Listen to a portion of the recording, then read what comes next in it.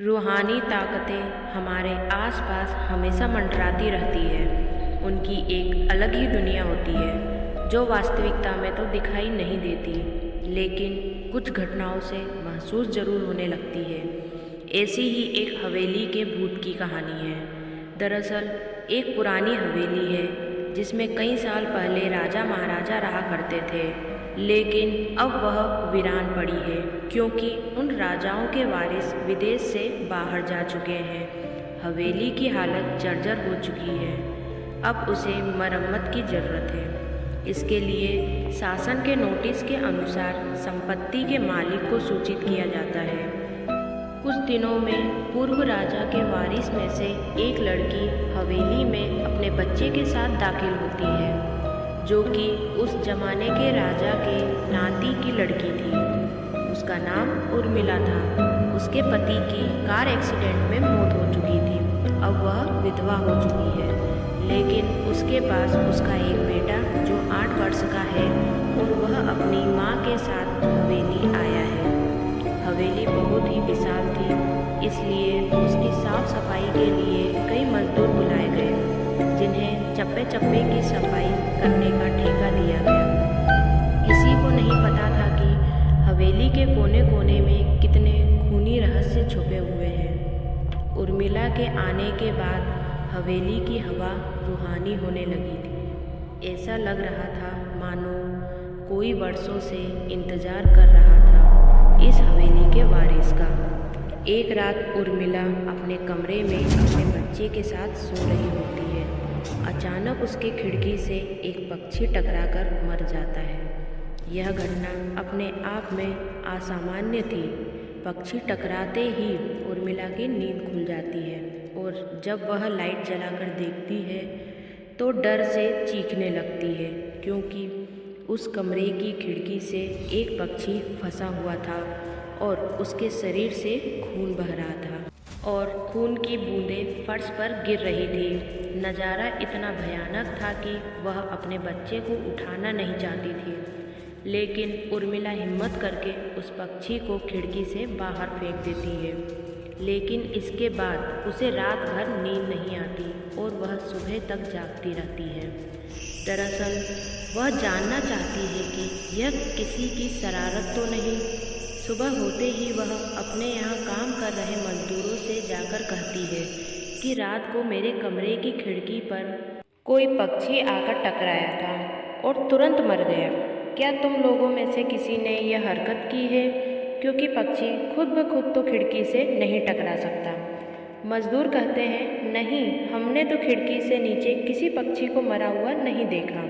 हम तो अभी वहाँ से चले आ रहे हैं। और जब सभी जाकर देखते हैं तो वहाँ वह पक्षी नहीं होता। उर्मिला घबराने लगती है कि यह क्या, यहाँ तो पक्षी होना चाहिए या कम से कम खून की कुछ बूंदें दिखनी चाहिए, लेकिन यहाँ पे पक्षी का एक पंख तक नहीं पड़ा हुआ है। उर्मिला सभी मजदूरों को कहती है कि हवेली में बहुत सी कीमती चीज़ें और मूर्तियाँ हैं, संभाल के सफाई करना। मजदूर अपने अपने काम में लग जाते हैं। उर्मिला अपने बच्चे के साथ कमरे में टीवी देख रही होती है कि अचानक हवेली की छत से एक मजदूर नीचे गिरता है। उर्मिला को अचानक लोगों की आवाज़ सुनाई देती है। वह भागकर खिड़की से नीचे देखती है तो एक मजदूर की लाश पड़ी होती है। उर्मिला कमरे से नीचे आती है और इसके गिरने का कारण पूछती है। लोगों के जवाब अलग अलग होते हैं। कोई कह रहा होता है कि इसने खुद आत्महत्या की है और कोई कह रहा था कि यह गलती से गिर गया है। सभी के दावे अलग अलग थे, लेकिन उर्मिला को कुछ अनकही बातें सुनाई दे रही थी। उर्मिला के कान में अचानक एक आहट के साथ आवाज़ आती है, अपने बच्चे को बचा सकती है तो बचा ले। उर्मिला यह वाक्य सुनते ही अपने कमरे की तरफ भागने लगती है, क्योंकि कमरे में उसका बच्चा अकेला टीवी देख रहा होता है। जैसे ही उर्मिला कमरे में पहुंचती है तो उसका बेटा खिड़की से कूदने ही वाला होता है कि उर्मिला उसका पैर पकड़ लेती है और वह खिड़की से लटक जाता है। उर्मिला पूरी ताकत से उसे ऊपर खींचती है, लेकिन बच्चा फिर भी कूदने की जिद कर रहा होता है। उर्मिला किसी कदर अपने बच्चे को काबू में करती है और कमरे के बाहर आ जाती है और वह मज़दूरों से पूछती है, बताओ क्या है हवेली में, क्योंकि ये बच्चा तो ऐसा कर नहीं सकता और अभी यह सब जो हो रहा है कुछ अलग ही चल रहा है। तभी एक बूढ़ा मजदूर उर्मिला से कहता है, बेटी ज़्यादा जानना हो तो अपने पूर्वजों की कहानी पढ़ो, तभी तुम्हें इस हवेली का इतिहास पता चलेगा। इस हवेली की कहानी की किताब इसी गांव के सरपंच के घर में रखी होती है, जो कि बहुत साल पहले मर चुके थे, लेकिन अब भी उनके बेटे के पास यह किताब मौजूद थी। उर्मिला सरपंच के घर पहुंचती है और किताब ले लेती है। किताब पढ़ते ही उसे पता चलता है कि इस हवेली में एक नौकर नौकरानी भी थे, जिनके बीच बहुत प्यार था और वह कई सालों से हवेली की सेवा कर रहे थे। लेकिन एक बार रानी के शाही गहने चोरी हो गए और उसे शंका में राजा ने नौकरानी को चोरी की सजा दी और उसे जिंदा दफना दिया। उसके गम में उसके पति ने भी अपनी जान दे दी और उसके 1 महीने बाद ही उस राजा ने अपनी ही तलवार अपने गले में घुसाकर आत्महत्या कर ली। उसके बाद छोटे मोटे हादसे हवेली में होने लगे, जिस वजह से यह हवेली हमेशा के लिए बंद कर दी गई। कई सालों के बाद वहाँ कोई आया है, जिससे वहाँ रहने वाली आत्माओं को मौका मिल गया फिर से बदला लेने का।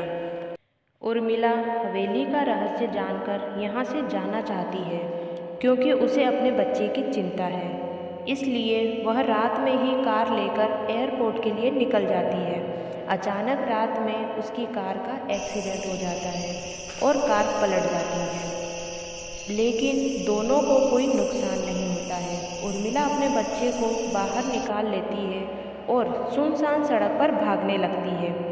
रास्ते में उसे एक कार आती दिखाई देती है और कार रोकने के लिए उर्मिला सड़क के बीच में खड़ी हो जाती है और अपनी मदद के लिए चिल्लाने लगती है। तभी अचानक कार वाला आकर कार का ब्रेक लगा देता है। उर्मिला पास जाकर देखती है तो उसकी हिम्मत बढ़ जाती है, क्योंकि यह एक पुलिस ऑफिसर होता है। उर्मिला हड़बड़ाहट में अपनी बात कहती है और रोने लगती है। पुलिस ऑफिसर उन्हें अपनी गाड़ी में बैठने को कहते हैं और रोड में जाने लगते हैं। रास्ते में एक बूढ़ा सड़क पर जा रहा होता है और इसकी कार के सामने आते ही रोड पर गिर जाता है। पुलिस ऑफिसर गाड़ी से उतरकर उस व्यक्ति को देखते हैं। बूढ़ा व्यक्ति बेहोश हो चुका था। पुलिस ऑफिसर उसे गोद में उठाकर अपनी गाड़ी में पीछे बैठा देता है और अस्पताल के लिए चलने लगते हैं। अचानक उस बूढ़े व्यक्ति का हाथ पीछे से पुलिस ऑफिसर की गर्दन तक पहुंच जाता है। पुलिस ऑफिसर छटपटाने लगते हैं और अचानक गाड़ी का ब्रेक लगा देते हैं। गाड़ी की स्पीड कम होने की वजह से कार वहीं खड़ी हो जाती है और ऑफिसर अपनी गन निकालकर बूढ़े व्यक्ति की तरफ निशाना लगाकर गोली चला देते हैं। बूढ़े के सर में गोली लगने से भी उसकी जान नहीं जाती। उर्मिला और पुलिस ऑफिसर दोनों समझ चुके थे कि यह कोई भूत है। भूत को देखते ही उर्मिला अपने बच्चे को लेकर बाहर निकल जाती है और इसी बीच पुलिस ऑफिसर भूत की पकड़ से अपने आप को छुड़ाने में कामयाब हो जाते हैं। पुलिस ऑफिसर के बाहर निकलते ही तीनों बाहर रोड से भागने लगते हैं और कुछ देर भागते हुए उन्हें सड़क के किनारे जगमगाती लाइट्स दिख रही होती है। पुलिस ऑफिसर उर्मिला से कहते हैं कि मैडम, यह एयरपोर्ट है, जल्दी चलिए। उर्मिला अपने बच्चे को लेकर एयरपोर्ट के अंदर पहुंच जाती है। एयरपोर्ट के अंदर पहुंचते ही उर्मिला की जान में जान आती है, क्योंकि पुलिस ऑफिसर की बहादुरी की वजह से उसके बच्चे की जान बच गई थी। लेकिन हवेली में भूतिया ताकतों का आधिपत्य अभी तक बना है और इसी के साथ हमारी खूंखार भूतिया कहानी खत्म होती है। सो दोस्तों, अगर आपको कहानी पसंद आई हो तो लाइक कीजिए, शेयर कीजिए और सब्सक्राइब कीजिए। Bye bye.